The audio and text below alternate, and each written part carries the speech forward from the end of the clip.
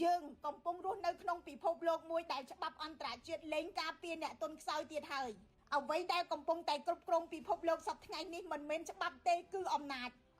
ដែលផ្អែកទៅលើច្បាប់ព្រៃសូមក្រឡេកមើលអ្វីដែលបានកើតឡើងរវាងប្រទេសកម្ពុជានិងប្រទេសថៃនៅពេលដែលថៃចោទកម្ពុជាដាក់មានថ្មីនៅពេលថៃចោទកម្ពុជាថាឈ្លានពាននៅពេលដែលថៃយកលេសស្កេមអនឡាញទម្លាក់គ្រាប់បែកលើកម្ពុជា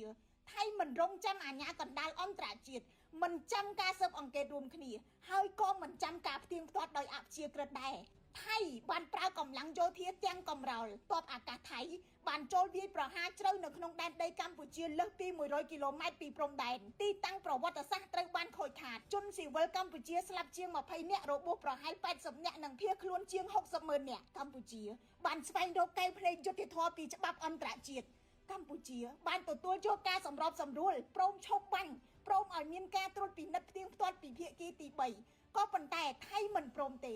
ថៃប្រើអាវុធជាង10ប្រភេទវាយសង្គ្រប់ផ្ទុកដង្ហើមកម្ពុជាមានទាំងយន្តហោះចម្បាំង F16 Gripen T50 AT6 ដ្រូនអត្តឃាតដ្រូនទម្លាក់គ្រាប់បែកដ្រូនទម្លាក់ភ្លើងដ្រូនបាញ់ផ្សែងពុលប្រព័ន្ធបាញ់រ៉ុកែត DTI-2 កាំភ្លើងបាញ់គ្រាប់បែកដៃ M79 កាំភ្លើងត្បាល់60មីលីម៉ែត្រ80មីលីម៉ែត្រកាំភ្លើងយន្តធុនធ្ងន់ 12.7 មីលីម៉ែត្រកាំភ្លើង155មីលីម៉ែត្រកាំភ្លើង105មីលីម៉ែត្រកាំភ្លើងបាញ់ពន្លឺនិងរថក្រោះនេះហើយគឺជាច្បាប់ព្រៃ